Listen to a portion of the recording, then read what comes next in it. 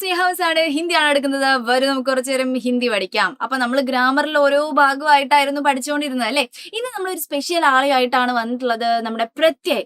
പ്രത്യയ് എന്ന് പറയുന്നത് മക്കൾക്ക് എപ്പോഴും എക്സാമിന് ചോദിക്കുന്ന ഒരു സംഭവമാണ് അല്ലെ. നമ്മുടെ ഗ്രാമറിന്റെ പോർഷൻ വേറെ തന്നെ മക്കൾക്ക് എക്സാമിന് ക്വസ്റ്റ്യൻ ആയിട്ട് ചോദിക്കുന്നുണ്ടാവും. അപ്പൊ അതിൽ ഒരു ക്വസ്റ്റ്യൻ ആണ് എന്തെന്ന് പറയുന്നത്, പ്രത്യയ് എന്ന് പറയുന്നത് എടുത്ത് എഴുതാൻ വേണ്ടിയിട്ട് ഒരു വാക്ക് മക്കൾക്ക് തരും. എന്നിട്ട് എന്താണ് അതെന്ന് പ്രത്യയം എന്താണ് എന്ന് കണ്ടുപിടിക്കാൻ വേണ്ടിയിട്ട് എന്താണ് ഈ പ്രത്യയം എന്നൊരു ഐഡിയ ഇല്ലാത്ത മക്കൾക്ക് കൃത്യമാക്കി തരാം. ഒന്നില്ല ഇംഗ്ലീഷിൽ നമ്മൾ സഫിക്സ് എന്ന് പറയത്തില്ലേ, അത് തന്നെയാണ് പ്രത്യയം എന്ന് പറയുന്നത്.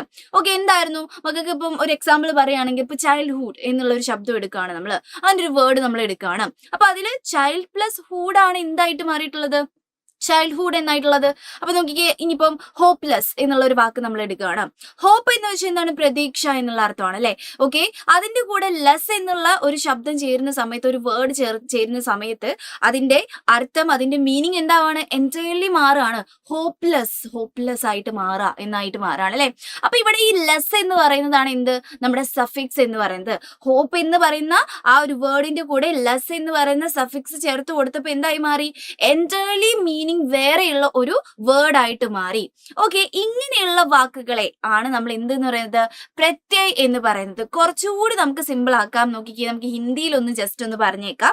പ്രത്യയ് വ അംശ് ഹോത്താ ഹൈ ജോ ശബ്ദ കെ അന്ത് മേ ജുഡ്കർ, ഏതെങ്കിലും ഒരു വാക്കിന്റെ അന്ത് മേ ജുഡ്കർ, ലാസ്റ്റിൽ എന്ത് ചെയ്യാണ്, കൂടി ചേർന്നിട്ട് അർത്ഥ മേ പരിവർത്തൻ കർ ദേത്താ ഹൈ, നമ്മുടെ മീനിങ്ങിൽ മാറ്റം വരുത്തുന്ന. അപ്പം ഒരു വേർഡിന്റെ കൂടെ ഏതോ ഒരു വാക്ക് ചേർക്കുന്ന സമയത്ത് ആ ഒരു വേർഡിന്റെ മൊത്തത്തിലുള്ള അർത്ഥം മാറ്റാനുള്ള ഒരു കഴിവുള്ള ആ കുഞ്ഞു വാക്കിനെയാണ് നമ്മൾ പ്രത്യയ് അല്ലെങ്കിൽ സഫിക്സ് എന്ന് പറയുന്നത് അല്ലെ. അപ്പൊ ഇവിടെ ഹോപ്പ്ലെസ് എന്നുള്ള മിസ് ഇംഗ്ലീഷിൽ പറഞ്ഞു തരുന്ന മക്കൾക്ക് മനസ്സിലാവാൻ വേണ്ടിയിട്ടാട്ടോ.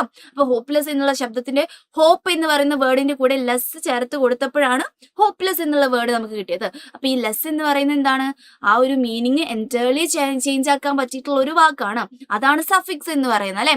പ്രത്യയ് എന്ന് പറയുന്നതിന് കുറച്ച് എക്സാമ്പിൾ നമുക്ക് പഠിക്കാം കേട്ടോ. അപ്പൊ കൃത്യമായിട്ട് മാറും. അപ്പൊ മക്കളോട് എപ്പോഴും ചോദിക്കാറ് എന്താണ്, പ്രത്യയം എടുത്ത് എഴുതാൻ വേണ്ടിയിട്ടായിരിക്കും കേട്ടോ. അപ്പൊ കുറച്ച് എക്സാമ്പിൾ നോക്കിക്കേ. പഡിന്റെ കൂടെ നോക്കുക, പഡ് എന്നുള്ളതിന്റെ കൂടെ ആയി ചേർക്കുമ്പോഴാണ് നമുക്ക് പടായി എന്നായിട്ട് മാറുന്നത്. നോക്കിയേ, പഡിന്റെ കൂടെ ആയി ചേർക്കുമ്പോൾ പടായി എന്നായിട്ട് മാറുന്നു.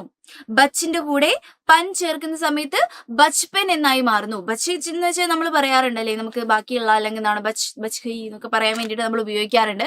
പക്ഷെ ബച്പൻ എന്ന് പറയുന്നത് വേറെ എൻറ്റയർലി വേറൊരു വാക്കാണ് അല്ലെ. നോക്കുക, ഈമാൻ പ്ലസ് ദാർ ഈമാൻദാർ എന്നുള്ള വാക്കായിട്ട് മാറുന്നു. മിൽ പ്ലസ് അൻ മിലൻ ആയിട്ട് മാറുന്നു. അപ്പൊ എന്താണ് ഈ അൻ, ആ, ഈ, പൻ, ദാർ, അൻ എന്നൊക്കെ പറയുന്നത് എന്താണ്, ഇതാണ് പ്രത്യയം എന്ന് പറയുന്നത്. ഇത്രയേ ഉള്ളൂ. ഒരു വാക്കിന്റെ അവസാനം നമ്മൾ ചേർത്ത് കൊടുക്കുകയും, നോക്കിക്കേ, ആ ഒരു വാക്കിന്റെ മൊത്തം മീനിങ് എന്താവാണ്, പരിവർത്തനാവുകയും ചെയ്യുകയാണെങ്കിൽ ഈ വാക്കാണ് എന്ത്, ഈ അവസാനം നമ്മൾ ചേർത്ത് കൊടുത്തിട്ടുള്ള വാക്കാണ് പ്രത്യയം എന്ന് പറയുന്നത്. അപ്പൊ ഇതൊക്കെയാണ് നമ്മുടെ എക്സാമ്പിൾ എന്ന് പറയുന്നത്. ഒന്നുമില്ല മക്കൾ, ഒരു വാക്ക് കിട്ടുന്ന സമയത്ത്, ഇപ്പൊ പടായി എന്ന് കിട്ടുന്ന സമയത്ത് അതിന്റെ എൻഡിങ്ങിൽ എന്ത് വാക്കാണോ, എന്ത് വേർഡാണോ നമ്മൾ ചേർത്ത് കൊടുത്തിട്ടുള്ളത്, ആ വാക്ക് എടുത്ത് എഴുതുക. ഇത്രയേ ഉള്ളൂ നമ്മുടെ പരിപാടി എന്ന് പറയുന്നത് കേട്ടോ.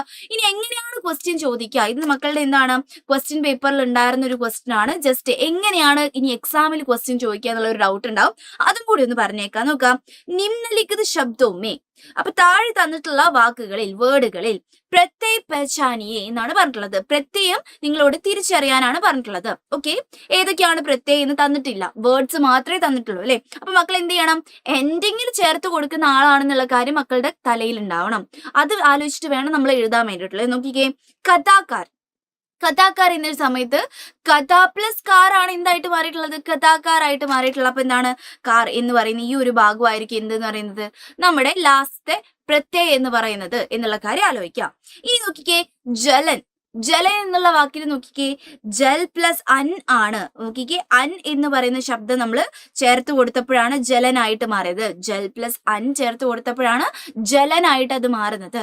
അപ്പൊ അങ്ങനെ നോക്കുമ്പോൾ അൻ എന്ന് പറയുന്ന ശബ്ദമായിരിക്കും എന്തെന്ന് പറയുന്നത്, നമ്മുടെ പ്രത്യയ് എന്ന് പറയുന്നത്.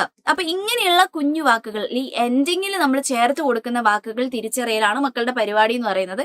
അതിനായിരിക്കും നമുക്ക് മാർക്ക് കിട്ടുന്നുണ്ടാവുക. കുഞ്ഞു വാക്കായിരിക്കും. അപ്പൊ അത് ശ്രദ്ധിച്ച് നോക്കി ചെയ്യുക. അപ്പൊ ഇങ്ങനെയുള്ള ക്വസ്റ്റ്യൻസ് നമുക്ക് എപ്പോഴും നമ്മുടെ എക്സാമിന് ചോദിക്കുന്നതാണ്. അപ്പൊ പ്രത്യേകം ഇനി മറന്നു പോകരുത്, എൻഡിങ്ങിലുള്ള ഒരു വാക്ക് അത് എന്താക്കുന്നു, നമ്മുടെ എൻറ്റേർലി നമ്മുടെ മീനിങ് മാറ്റുന്നു. ഇത്ര മാത്രം ആലോചിക്കാം കേട്ടോ.